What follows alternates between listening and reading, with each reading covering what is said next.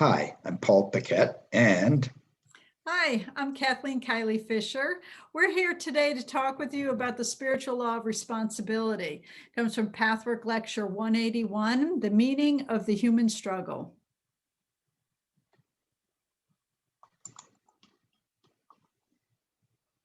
Whatever consciousness can conceive of and express in thought, feeling, and will direction, creative life stuff molds, forms, and builds. Creative substance is the most powerful energy. What consciousness determines, the life stuff obeys, like clay in the hands of a sculptor.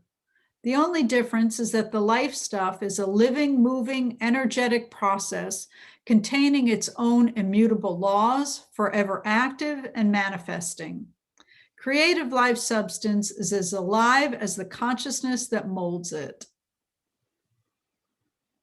what the guide's talking about here is those constellations of thoughts, attitudes, beliefs, feelings. That they're sometimes just emotions, sometimes they're emotions and words together, but they're going on in your psyche.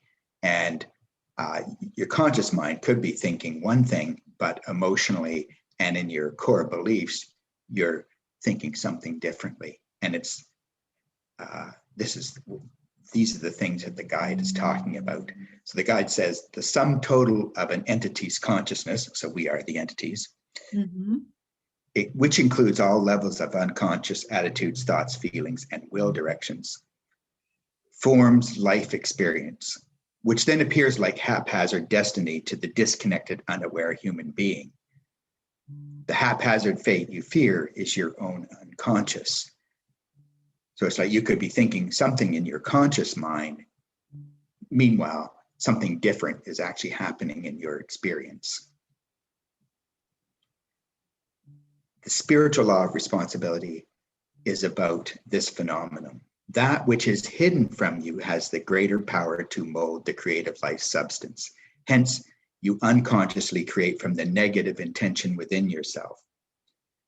If you allow yourself to become conscious of the undesirable occurrences in your life and you assume responsibility for them, you have made a major step toward the removal of your blocks. You could create beautiful life experiences for yourself. This is the pathwork. To sum it up just in one sentence, taking responsibility for this potent creative life energy and utilizing it to love and care rather than distrust, fear, and hate.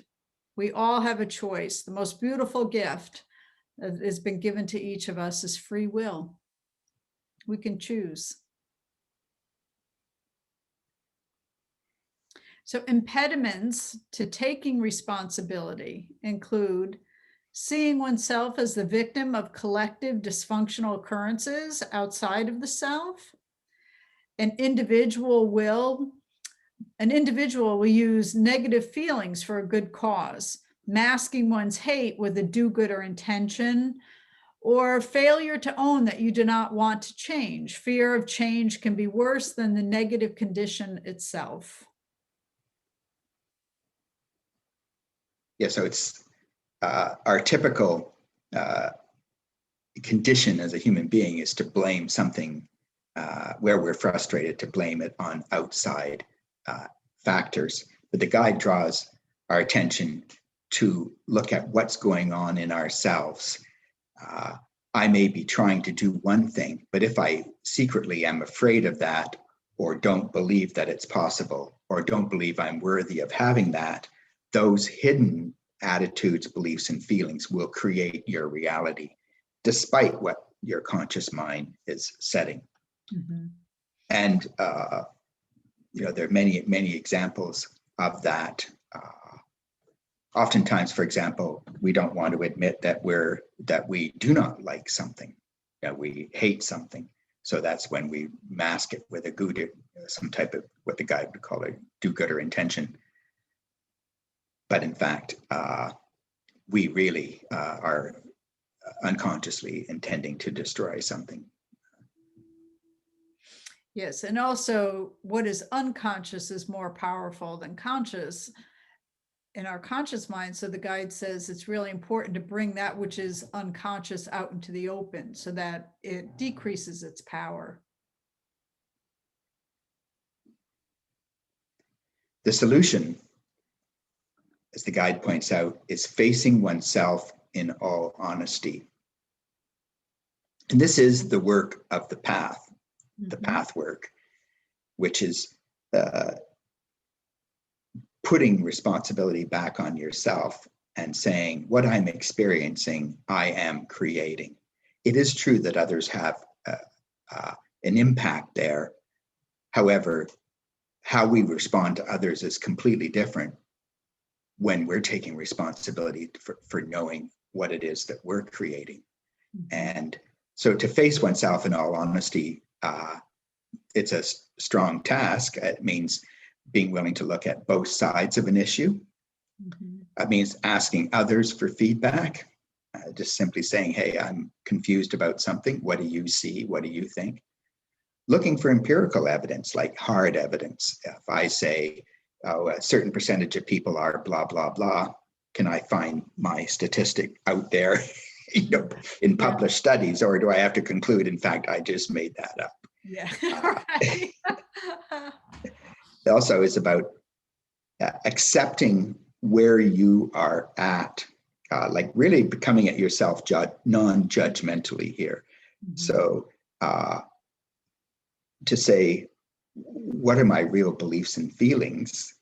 And also to acknowledge, I may not want to change. I may not be ready to change emotionally on something. Intellectually, I may be ready, but emotionally, I'm not.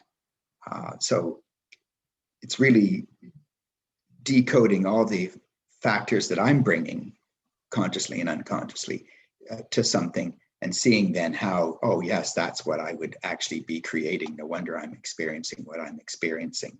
Yeah, which is why it says, and its consequences, accepting where we're at, including not wanting to change, and then the consequences of not wanting to change.